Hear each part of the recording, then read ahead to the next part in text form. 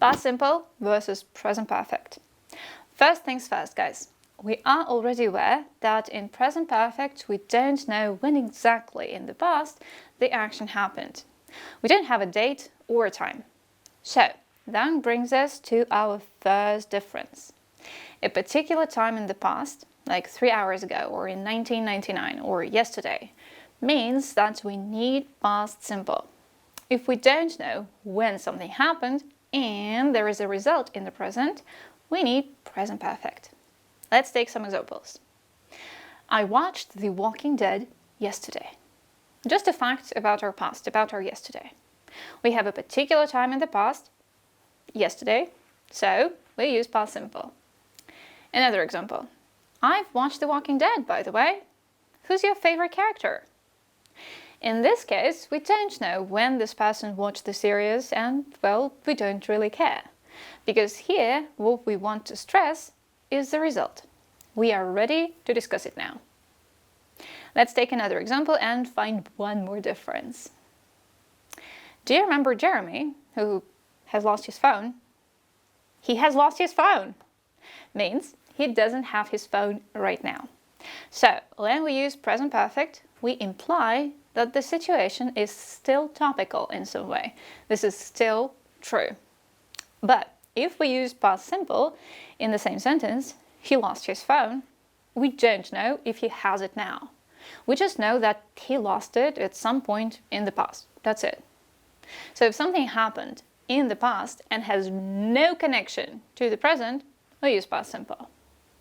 If something happened in the past and is still affecting our present, the result is still here and we care about it. We need present perfect. Let's imagine Jeremy is incredibly lucky. We tell someone he has found his phone to share the good news, right?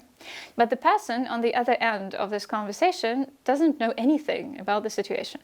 So, to get some details from us, they ask us in past simple, did he lose it?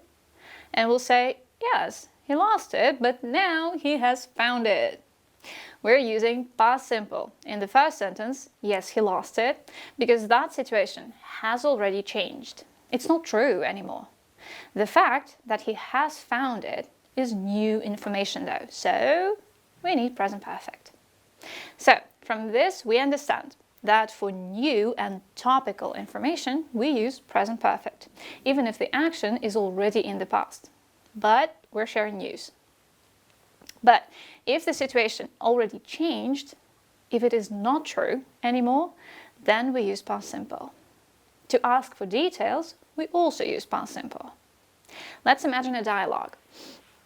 I tell you, I've been to Canada. It's an amazing country. You want to know more. So you ask, what did you do there? I tell you about my experience in present perfect because we use this tense for life experiences. But you're asking me about a particular situation in the past, about my particular trip. So you use past simple. So, life experiences, present perfect, particular, completed situations in the past, past simple. Let's take a couple of examples from our exam, okay? These are tasks 19 through 24. My son and I were checking out a house he was interested in buying. When the owner came to the door, she looked at me and said, Larry, I know you. We to school together. I'm Elaine, don't you recognize me? And we have the verb go that we need to put into the sentence. With verbs, the first question to ask ourselves is it a predicate or not? In this case, we don't have a predicate in the sentence, so our gap has to be the predicate. Let's find our subject. We. The subject in this case is doing the action, so we need the active voice. Now the tense, the most interesting part, right? Let's look at the context. My son and I. So I'm an adult, right? And this person tells me something about school. So school for me is definitely in the past. Thank God. Elaine is surprised that I don't recognize her. So I probably haven't seen this person for some time. We need to use past simple in the sentence because the whole action of going to school together is in the past, completely.